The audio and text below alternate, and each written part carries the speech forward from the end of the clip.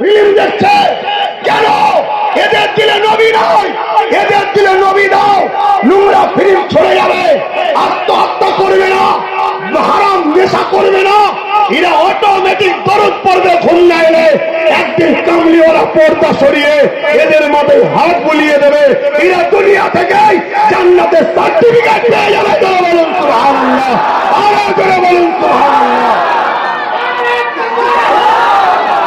আচ্ছা শহীদান হুজুর এই যুবক বয়সে কেন ওখান থেকে এখানে ছুটে আসলো? কেন? এনার দিলে নবী ছিল, আমার নবী ছিল। সংসার জন বয়স সবার বাড়ি সব ছেড়ে দিয়ে দিলে নবী ছিল। এই নবীর জন্য উম্মতকে নবী দিবার জন্য কোথা থেকে কোথা ছুটেছে দেখুন।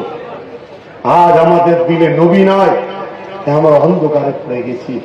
আসুন আমার রসুলকে দিলে নিয়ে আসুন।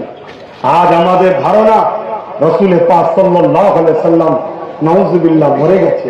লা হাওলা ওয়ালা কুওয়াতা ইল্লা বিল্লাহিল আলিয়্যিল আযীম। আরে যত বড়ই দাড়ি টুপি নামাজ থাকুক না কেন, রসুলকে মরা জানা মানে তুমি বেঈমান হয়ে গেলে। বেঈমানের আমল কোনোদিন কবুল হবে না।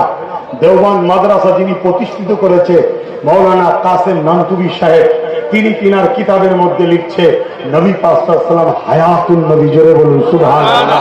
তাহলে দেওবন্দি যারা হবে তারা রসুলকে হায়াতুন নবী মানবে।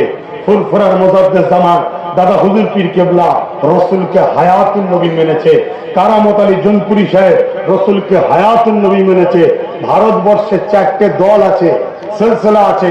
আর একটা হলো হযরতে আলা হযরত আহমদ রেজা খান, তিনিও রসুলকে হায়াতুন নবী মেনেছে। কিন্তু এখন নবীকে হায়াতুন নবী মানতে অস্বীকার করছে।